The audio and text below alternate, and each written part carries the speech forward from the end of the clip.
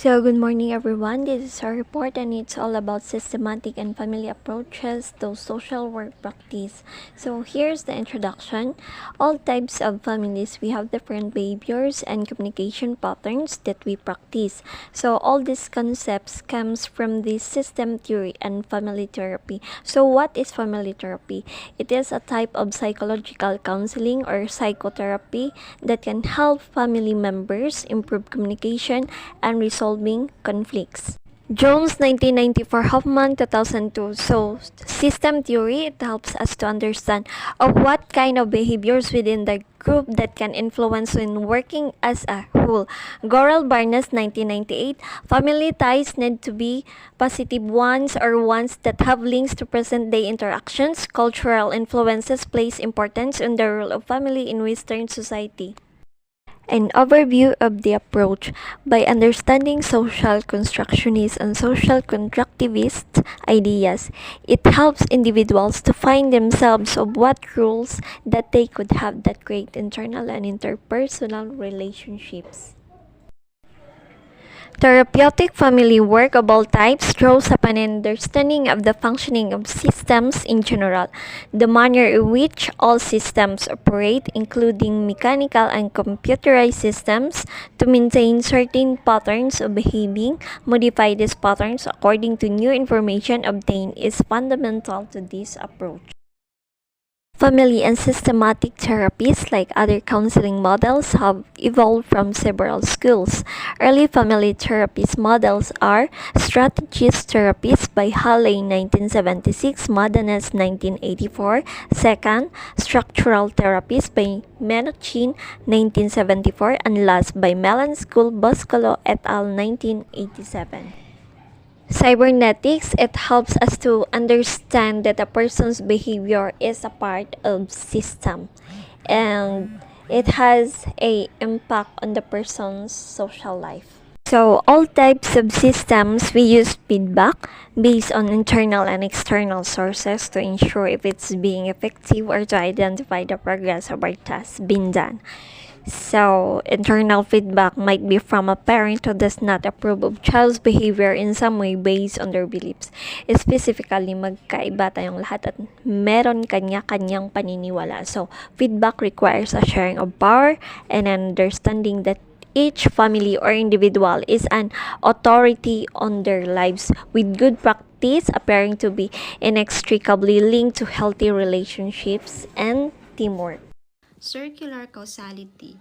Feedback in the family systems is constant and exists in various forms, including verbal statements, body language, tone, and facial expressions.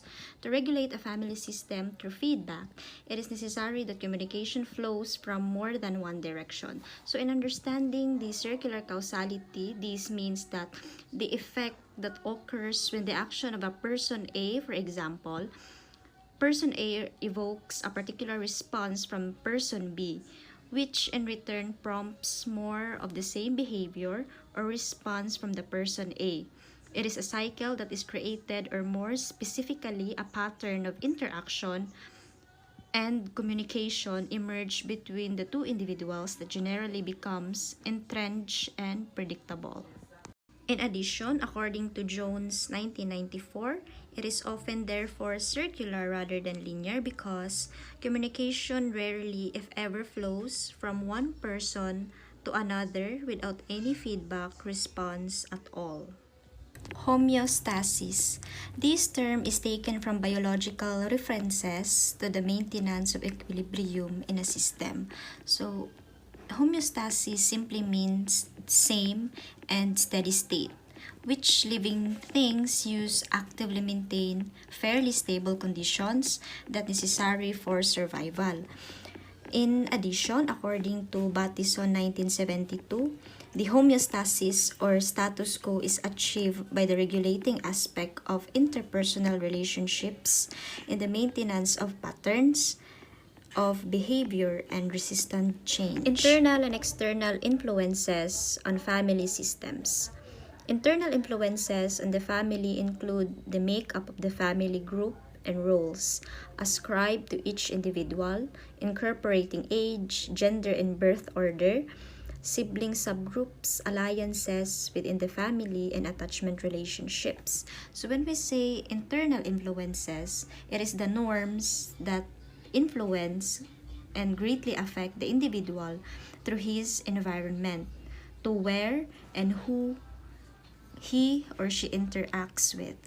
On the other hand, external influences relate to social policy, socioeconomic status, cultural beliefs and expectations, extended family members, peers, school, leisure activities, or among others. So when we say external influence, it is influences that affects individuals outside or his or her action adopt from other people. For example, his or her peers, the school, the church, or where the individual interacts to his social environment. Okay, good day everyone, and now I'm going to discuss the techniques used in systematic family therapy, which is the neutrality. So, based on the definition, neutrality is the skill in eliciting these views is to make inquiries in which each person has the opportunity to speak, but where the social worker neither agrees or disagrees with any views. This is called neutrality. So, it has also sometimes been referred to us as a therapist, diba, that we are not bringing personal values into therapy, or we are not taking any stance regarding our client behavior. Next is the linear questions.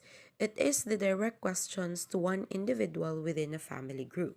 So linear questions, these questions based on linear assumptions about the nature of mental phenomena, and these are asked, of course, to orient the therapist to the client's conditions.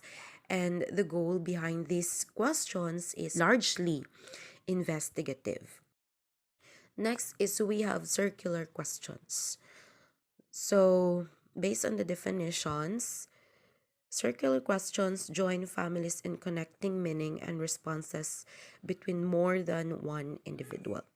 So, the primary systematic family therapy technique is called circular questioning because circular questions aim to make someone think about the connections between family members, diba? They introduce a person to other people perceptions and the differences in how these family members view different situations. Okay, so this also allows people to gain a different perspective on the problem and can spur a shift in actions. Okay, so let me give you an example. A therapist might ask each family member, question number one, example, who cares about you the most in the family? So each person's perspective is then vocalized for everyone to process it.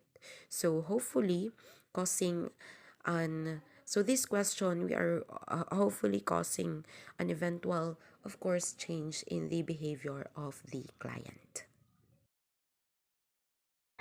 As with other models of counseling, working families require the use of clarifying statements to ensure that the worker has understood what the family members were describing. This is most useful when summarizing and checking out the meaning of an important point rather than overusing the technique, where it can become repetitive and appear to the family that the worker is not listening. For example, so after Penny has shouted at Jenny for not doing for her homework, Peter shouts at Penny. Penny starts crying and Jenny comes over to comfort Penny. Have I understood what happens? So another example. It sounds like this is very distressing for all of you. To be effective, these clarifying statements need to be short enough for each of the family members to follow and should not insist only of the worker's own idea without reference to significant events that have been discussed or enacted within the room. Externalizing techniques can be incorporated into working with families in a low-key manner. This allows a problem to be discussed without attributing blame to the individual. For example, is from Jenny, Penny, and Peter. Could be, it seems that temper causes problems for all the family around homework time. This statement does not criticize behavior, but only draws attention to the importance of it on the family group. Temper becomes a problem, not Penny or Peter.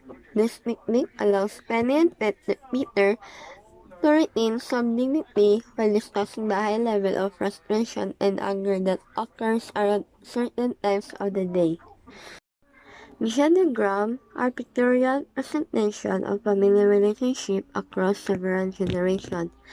They use a system of symbols to depict, for example, male, female, twins, in the nature of relationship.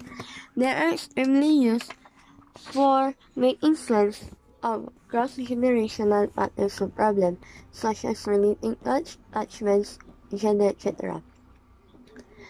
Relationship might change over time, children are born and family members pass away. All of these factors will alter the appearance of genogram.